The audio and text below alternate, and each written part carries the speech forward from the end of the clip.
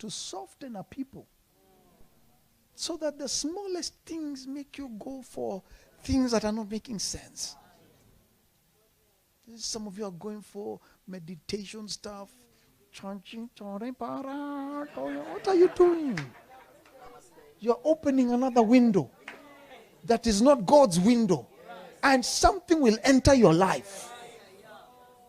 Let me tell you, the amount of nomenclature and stupidity that is happening in the body of Christ in alternative spiritual solutions.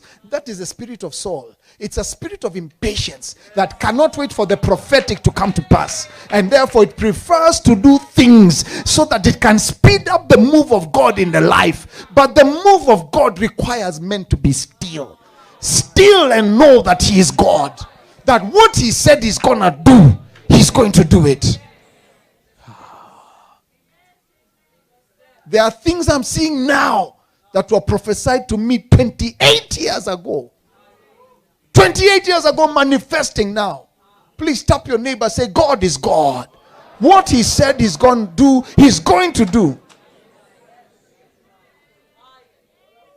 And you don't go to the things of God based on who is with you.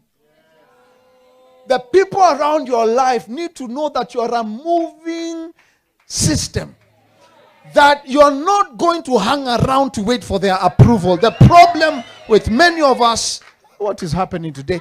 Many of us are waiting for the approval of people for the assignment of God.